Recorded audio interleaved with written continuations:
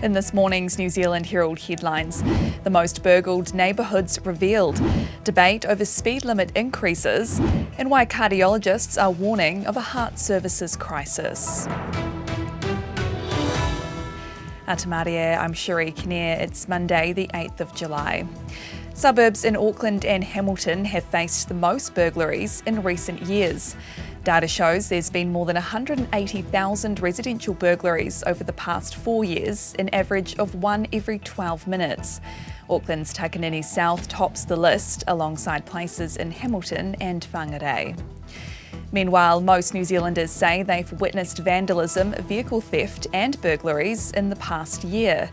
A poll of crime perceptions has found 31% of people reckoned crime had increased in their community, about equal with 31 other countries included in the poll. Just over 60% of people say they saw a vehicle theft in their neighbourhood in the past year. 57% saw burglary and a similar number saw vandalism. Almost a third of people say they've seen violence, while 44% had seen or heard gangs. Cardiologists are warning heart services are in crisis and people are being hospitalised and dying too young because proper drugs aren't funded.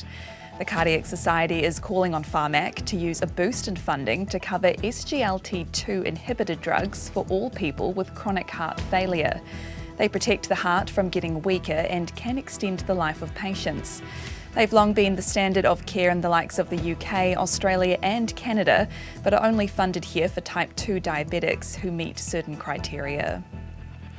A view the government should put the brakes on speed limit increases. The government is proposing reverting limits back to their higher 2020 versions and allowing variable speed limits around schools. Canterbury University Geography Professor Simon Kingham says that would increase deaths, serious injuries and pollution. He says there's very clear data about the dangers of higher limits. If a pedestrian is hit by a vehicle going around 50 kilometres an hour, they've got about a 90% chance of dying. If you can get it down to 30 kilometres an hour, they've got about a 90% chance of surviving. Transport Minister Simeon Brown's confirmed beginning stages to build 7 new roads of national significance have begun, with construction starting in the next 3 years. He's also hinted NZTA will assess whether road tolls should be applied to each road.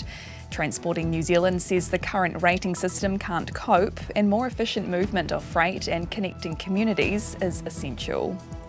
And those are the latest New Zealand Herald headlines. For more news worth knowing, head to nzherald.co.nz. Kia pai te rā. Thanks for watching this New Zealand Herald Focus video.